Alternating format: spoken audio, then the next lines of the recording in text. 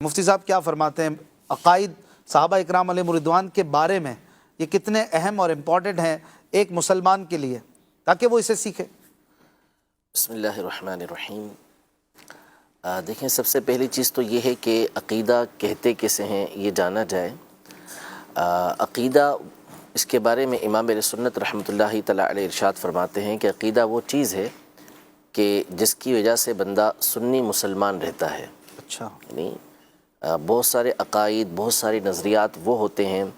کہ جو ضروریات دین سے تعلق رکھتے ہیں، جن کا تعلق دین کی ضروری باتوں سے ہوتا ہے، اس کا انکار کرنے کی بنیاد پر بندہ دائرۂ اسلام سے ہی خارج ہو جاتا ہے۔ اور بہت سارے نظریات وہ ہوتے ہیں، عقائد وہ ہوتے ہیں کہ جن کی بنیاد پر بندہ دائرۂ اسلام سے خارج تو نہیں ہوتا، لیکن وہ صحیح العقیدہ نہیں رہتا، اس کا عقیدہ یہ خراب قرار پاتا ہے، وہ بد مذہب قرار پاتا ہے۔ اچھا، تو صحابہ اکرام علیہم رضوان کے حوالے سے دونوں طرح کے عقائد اور نظریات یہ موجود ہیں کہ صحابہ اکرام علیہم رضوان کی علل اطلاق تکفیر کر دینا کہ سارے کے سارے نعوذ باللہ کافر تھے،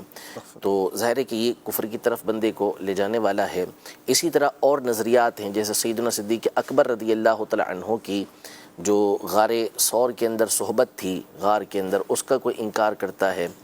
تو یوں ہی صحابہ اکرام علیہم رضوان کی جو تعریفات قرآن مجید فرقان حمید میں اللہ جل شانہ نے فرمائی ہیں، اس کے برخلاف کوئی عقیدہ اور نظریہ رکھتا ہے تو یہ ساری چیزیں بندے کو دائرۂ اسلام سے خارج کر دیں گی۔ اور بہت سارے نظریات وہ ہوتے ہیں کہ جس پر اہل سنت کا اجماع ہے، اہل سنت جس کے اوپر متفق ہیں، اب اگر اس کے برخلاف کوئی کرتا ہے تو پھر وہ سنی نہیں رہے گا۔ تو ایسے ہی عقائد اور نظریات جو ہیں وہ صحابہ اکرام علیہم رضوان کے حوالے سے موجود ہیں۔ سب سے پہلی تو بنیادی چیز یہ ہے، جسے ہمارے ائمہ اہل سنت نے احادیث طیبہ کی روشنی کے اندر یہ بیان کیا ہے کہ ہم صحابہ کا جب بھی ذکر کریں گے خیر کے ساتھ ذکر کریں گے۔ یہ ہماری تمام اصول کی کتابوں کے اندر، عقائد کی کتابوں کے اندر موجود ہے، اور نبی پاک صلی اللہ تعالیٰ علیہ وآلہ وسلم کی حدیث مبارکہ سے بھی یہی مفہوم ہے کہ میرے صحابہ کا ذکر خیر کے ساتھ کرو، اور یہ فرمائے کہ جب تم میرے کسی صحابی کے بارے میں کسی کو برا کہتے ہوئے سنو تو کہو کہ لعنت اللہ علی شرکم، کہ تمہارے شر کے اوپر اللہ کی لعنت ہو۔ تو یوں نبی پاک صلی اللہ تعالیٰ علیہ وآلہ وسلم کی احادیث سے بھی صحابہ کرام علیہم رضوان کا جو ذکر کرنا ہے وہ خیر کے ساتھ ہی کرنا ہے، بھلائی کے ساتھ ہی کرنا ہے۔ تو یہ عقیدہ اور نظریہ یہ بنیادی اعتبار سے ہے کہ ہم نے ہمیشہ ان کا تذکرہ یہ خیر کے ساتھ کرنا ہے۔ پھر اس کے علاوہ صحابہ کرام علیہم رضوان کے حوالے سے اور بہت سارے نظریات اور عقائد ہیں، پرسنل اعتبار سے بھی ہیں، کسی ایک فرد کے اعتبار سے بھی ہیں، اور پورے صحابہ کرام علیہم رضوان کے حوالے سے بھی ہیں۔ امام جمال الدین المزی رحمۃ اللہ تعالی علیہ، آپ نے اپنی کتاب تہذیب الکمال میں امام نسائی رحمۃ اللہ تعالی علیہ، جو سنن نسائی کے مصنف ہیں اور مشہور محدث ہیں، ان کے حالات زندگی کے اندر آپ نے یہ لکھا کہ کسی نے امام نسائی رحمۃ اللہ تعالی علیہ سے یہ سوال کیا کہ آپ حضرت سیدنا امیر معاویہ رضی اللہ تعالی عنہ کے بارے میں کیا ارشاد فرماتے ہیں، ان کے بارے میں کیا نظریہ اور عقیدہ ہونا چاہیے؟ تو آپ نے بڑی خوبصورت بات ارشاد فرمائی۔ آپ نے فرمایا کہ صحابہ کرام علیہم رضوان یہ اسلام کا دروازہ ہیں، اور جب بھی کوئی نقب زنی کرنے والا، ڈاکہ ڈالنے والا، چور یہ کسی چیز کی چوری کرنے کے لیے آئے گا تو سب سے پہلے دروازے کو توڑنے کی کوشش کرے گا، پھر اس کے بعد وہ اصل مقام تک پہنچے گا۔ یعنی آپ یہ ارشاد فرما رہے ہیں، آپ نے وہ بنیادی بات ارشاد فرمائی کہ اگر اس کو پیش نظر رکھا جائے تو اس سے ہمیں دین کی بنیاد پتہ چلتی ہے۔ یعنی ہمارے سامنے قرآن مجید فرقان حمید موجود ہے جو تواتر کے ساتھ ہم تک پہنچا۔ نبی پاک صلی اللہ تعالیٰ علیہ وآلہ وسلم پر جبریل امین اللہ کا یہ پیغام لاتے رہے، نبی پاک صلی اللہ علیہ وسلم نے یہ صحابہ تک پہنچایا۔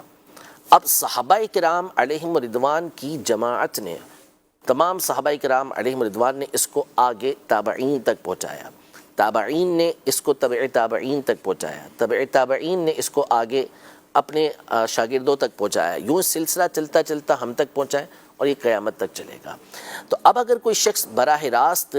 قرآن کا انکار کرنا چاہے تو کیا وہ قرآن کا انکار کر سکتا ہے؟ نہیں کر سکتا، کیونکہ اہل ایمان کے دل کے اندر یہ بات راسخ ہے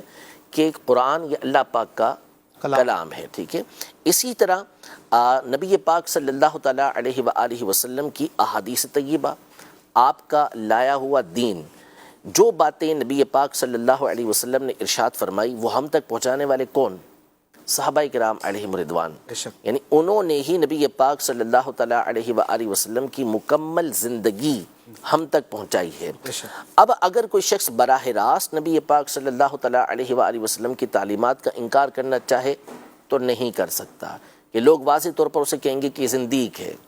ٹھیک ہے، یہ بددین ہے، اس کا کوئی دین نہیں ہے اور یہ اہل ایمان میں سے نہیں ہے، یہ واضح طور پر کہیں گے۔ تو اب ان چیزوں کا براہ راست انکار نہیں کیا جا سکتا، تو اس کا ایک راستہ یہ نکالا گیا کہ آپ صحابہ کرام علیہم رضوان کے اوپر طعن و تشنیع شروع کر دیں، آپ حملہ کرنا شروع کر دیں۔ جب آپ صحابہ کرام علیہم رضوان کو مطعون ٹھہرائیں گے، ان کو آپ اس درجے کا ٹھہرائیں گے کہ ان کو برا بھلا کہا جا سکے، نعوذ باللہ، ان کی باتوں کے اندر شک و شبہ پیدا کیا جا سکے، تو اب وہی صحابہ ہیں کہ جن کے بارے میں آپ نعوذ باللہ بری بات کہہ رہے ہیں، انہوں نے ہی ہم تک قرآن پہنچایا ہے، تو اب شبہ ڈال دیا جائے گا کہ اس قرآن کے اندر ہی شک ہو جائے، نعوذ باللہ۔ نبی پاک صلی اللہ تعالیٰ علیہ وسلم کی تعلیمات کو براہ راست انکار نہیں کر سکتے تھے، لیکن یوں کہا جائے کہ یہ پہنچانے والے صحابہ ہیں، اور نعوذ باللہ صحابہ کے بارے میں برا عقیدہ، نظریہ، تو نتیجہ کیا نکلا کہ نبی پاک صلی اللہ علیہ وسلم کی تعلیمات ہی گویا نعوذ باللہ ہم تک صحیح طریقے سے نہیں پہنچی۔